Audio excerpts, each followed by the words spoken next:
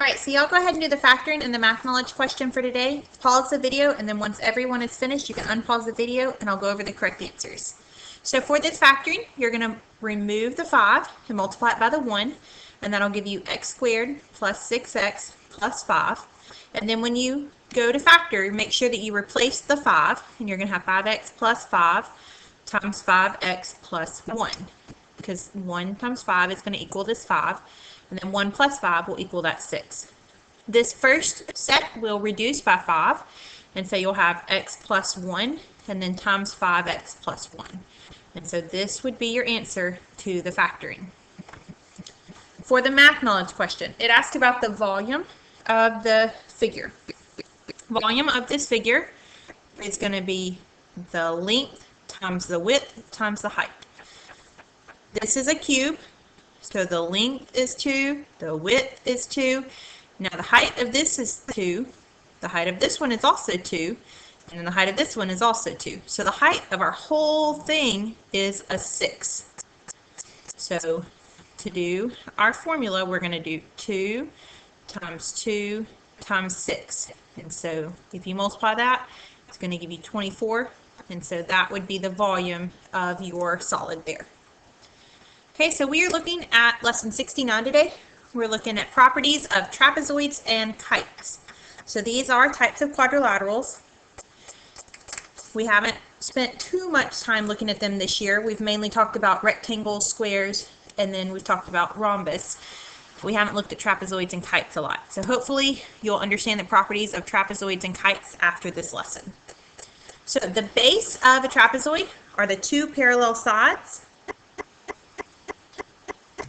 The bases of your trapezoid are your 2 parallel sides. So if I draw a trapezoid, there's a trapezoid. This is one of the bases here, and this is the other base here. Okay, the bases are not going to be the same length. They're always going to be different lengths. A base angle of a trapezoid is one pair of a consecutive angle pair whose common side is a base of the trapezoid. So if I look at my drawing of my trapezoid, this would be a base angle here and here. It's one of a pair of consecutive angles whose common side is a base of the trapezoid. This angle here and this angle here would also be considered base angles because this side is also a base. Okay? Technically, all 4 of the angles can be considered base angles. The legs of a trapezoid are the 2 non-parallel sides. So I'm going to go back real quickly. If this one is the base that I have an arrow to, and that one is also base, this is a leg, and this is a leg. Okay? So you have your bases or you have your legs. So the legs are the 2 that are non-parallel. And so there's a picture. If you want to pause it, you can draw that and copy down where the bases and the legs are. The mid-segment of a trapezoid is a segment whose endpoints are the midpoints of the legs of a trapezoid. So the mid-segment of a triangle, do y'all remember, I'm going to draw, we have here, and then do y'all remember making the mid-segment triangle where these parts were congruent, these were congruent, and then these were congruent? And this triangle here is the mid-segment triangle. Well, the mid-segment trapezoid, you have your trapezoid, and it goes from one leg to the other, and it cuts these into congruent pieces. So that's the mid-segment of a trapezoid. The endpoints are on the mid-segment of the 2 legs.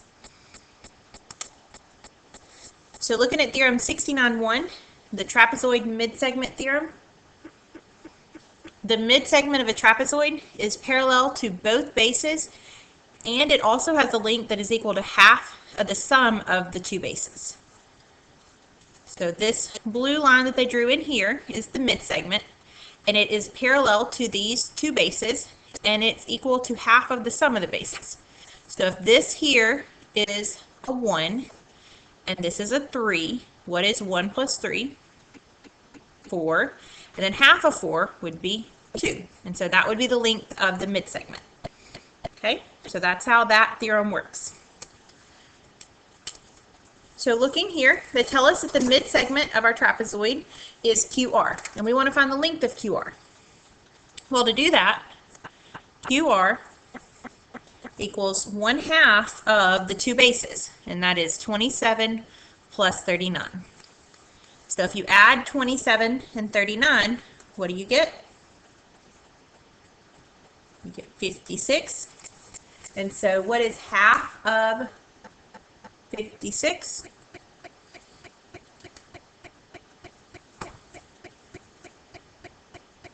You don't get 56, you get 66. So what's half of 66? 33. And so meters, 33 meters would be the length of QR. You add your two bases, and then you divide by 2. So looking at properties of trapezoids. An isosceles trapezoid is a trapezoid with congruent legs. Okay, do I have a picture here? No, I'll draw you a picture just so that you can see it in case you are confused. So these two sides are parallel here, and then this side and this side are congruent because those are the legs. So if it's an isosceles trapezoid, you have congruent legs. Remember, the bases can't ever be congruent. Okay. Another property, looking specifically at isosceles trapezoids, base angles of an isosceles trapezoid are always going to be congruent. So remember, we have two pairs of base angles, the ones at the bottom here and here, and then the ones at the top left and top right. These base angles are congruent, and this pair of base angles are going to be congruent. Now remember, this is only for an isosceles trapezoid. So if it doesn't tell you that you have an isosceles trapezoid, then these pairs won't be congruent. It's only for the isosceles trapezoid. Okay, so let's look here. We want to find the measure of angle Q, angle S, and angle T in our trapezoid. Well, they tell us that this side is congruent to this side. So that means that we have an isosceles trapezoid. So if angle R is 105, what does that mean about angle Q? It is also going to be 105 degrees. Now, this angle T here, if I extend this side a little bit, and I extend side RT, what kind of angle is this angle and this angle? Those are same side interior angles, and they add up to 180. So if this is 105 degrees, then this angle here is going to be 75. Okay, and so if this angle T is 75, then angle S is also going to be 75. Okay, so that would be how you find the measures of each of those angles. Looking at another property of isosceles trapezoids. The diagonals of an isosceles trapezoid are always going to be congruent. Your diagonals are always congruent. So let's look here. They tell us we have an isosceles trapezoid. HK is 82.8. So this segment here from H to K is 82.8.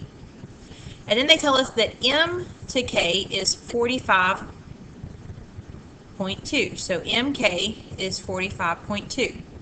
And we want to find the length of JM. Well, in order to do that, first we need to figure out what is the length of HM. Well, how can we find the length of HM? We can just subtract 82.8 minus 45.2. And so that gives me 37.6. And since HM is 37.6, that means that JM is also 37.6. And so that would be your answer there, because they are congruent. So this segment here is going to be congruent to this segment here, and then this segment and this segment here are also going to be congruent. Okay, so let's look at another example. The diagonals of a kite are going to be perpendicular. So we've got a property for a kite. They are always going to be perpendicular. Thinking about your other quadrilaterals that we've looked at, which other diagonals are perpendicular? Are the diagonals of a rectangle perpendicular? No. Are the diagonals of a rhombus perpendicular? Yes. What about the diagonals of a square? Yes, they are also perpendicular. The way that I think about a kite, if you take a rhombus, it basically takes this side here and this side here and then just stretches it out. That's basically what happens. It stays along the same line here, but this vertex just gets pulled this way. Kind of like a bow and arrow, you pull it back. That's basically what happens with taking a rhombus and making it into a kite. That's how I help myself remember that the diagonals are perpendicular. Okay? So, looking at the example for the kite, we want to find the lengths of the sides. They tell us that this side here is 6 and this side here is 7. And so how can we find the side length of LM? We can use Pythagorean theorem. So we can say 6 squared plus 7 squared equals the length of LM squared. So 6 squared would be 36 plus 49 equals LM squared. And so if you add those together, you're going to get 85. So then you can take the square root. And so the square root of 85, and round to the nearest tenth, because that's what it says here, it's going to be 9.2 meters. So if this side length, LM, is 9.2, that means that LO is also 9.2. Both of those equal 9.2. And they even clue you in that they're going to be the same because this has one tick mark here and there's one tick mark right there. Okay, so now let's look at this other right triangle. This side length is 19. We don't know our hypotenuse, and then this side length is 7. So we have 7 squared plus 19 squared equals MN squared. So 7 squared is 49. And then 19 squared is 361. So that's what MN squared equals. So if you add those together, you get 410.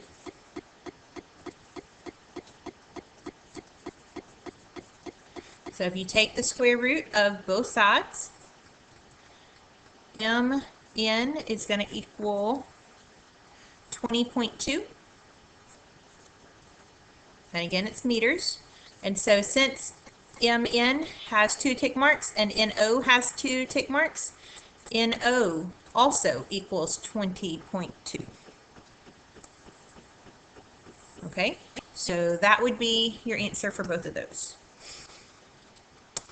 So now let's look at another example. A carpenter is making a coffee table with a similar design. It tells us AB is a midsegment of trapezoid CD or CMND. So this trapezoid here. And then CD is a midsegment of this trapezoid here. Okay, so these are both midsegments of the two different trapezoids. So we want to find the length of MN and OP. So we're going to start with this trapezoid here. We know that this is the midsegment, so it is going to equal half of 5 plus the length of MN. Because you remember you add this base and divide by 2 and it gives you the midsegment. But they gave us the midsegment, so we add the two bases, and when we divide by 2 we get 6.5. So I'm going to multiply by 2 to get rid of that. 6.5 times 2 is 13. So that's 5 plus the length of MN. And so that means that the length of MN is going to equal 8. And so the units are feet, so that's what we'll put there.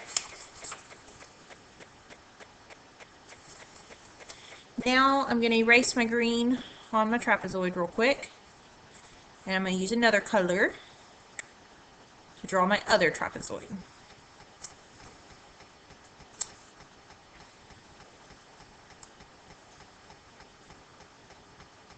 So we're now looking at this trapezoid. 5 is the midsegment, so 5 is going to equal 1/2 of 6.5 plus the length of OP. Because remember, base 1 and the other base, add them up and divide by 2 gives you the midsegment.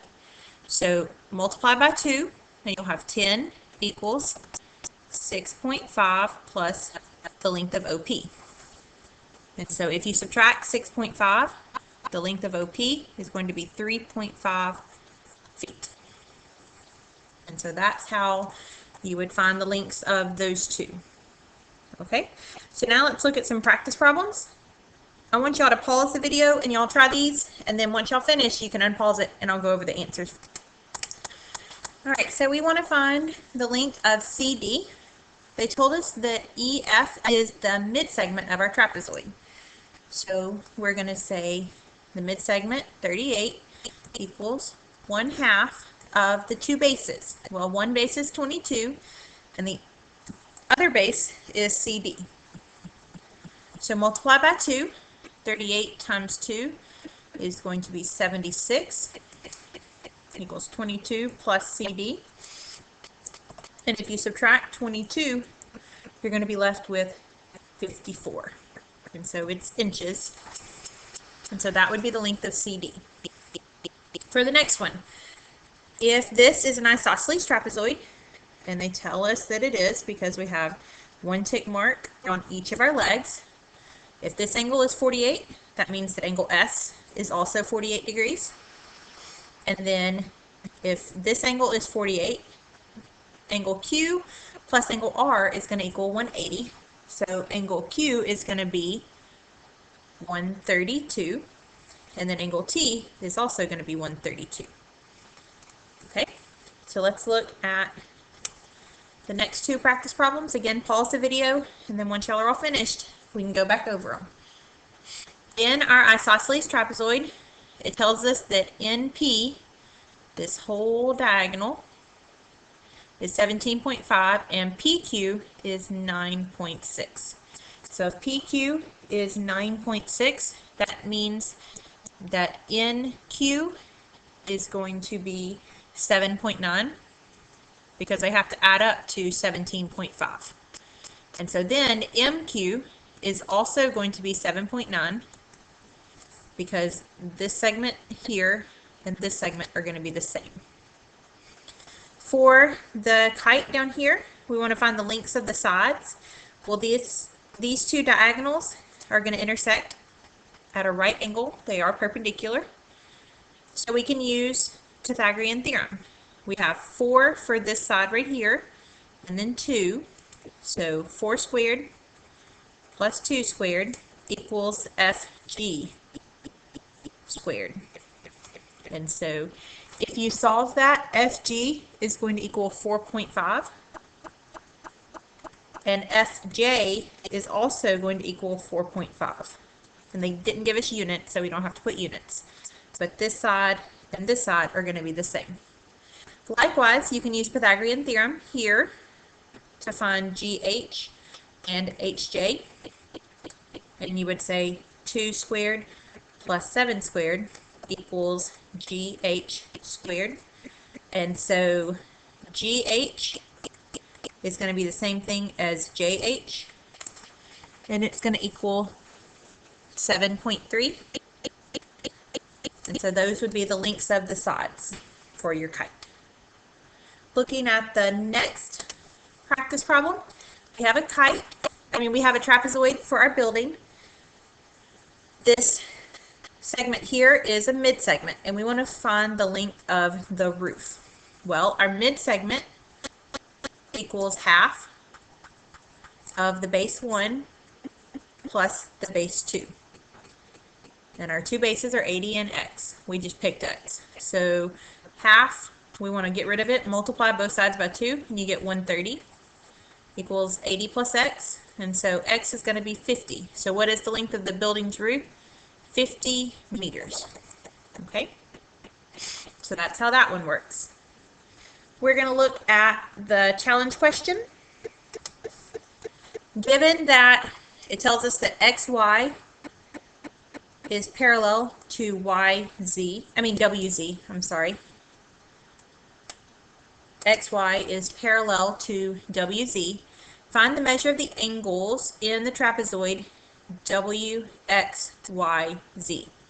And it says to explain how you arrived at your answers. So y'all go ahead and pause the video and try and figure that out, and then I'll go over it for you.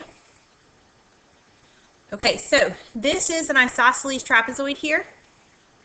And so this angle up here is 36. That means that this angle here plus this angle here are going to add up to 180 minus 36, which is 144. So x plus y equals 144.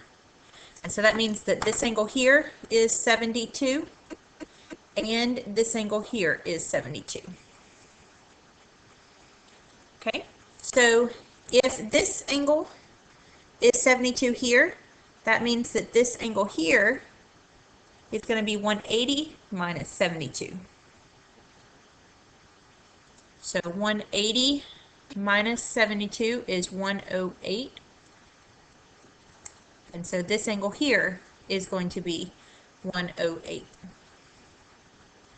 Also, this big triangle, I'm going to draw it in blue, is going to be another isosceles triangle. And so that means that this angle here is 72 and this angle here is 72, because of the same reasoning that this angle and this angle were 72. Okay, so that's how you would find the angles in your trapezoid WXYZ. Alrighty, your homework is 1 through 30, so make sure that you do that tonight so that we can go over any questions that you have tomorrow.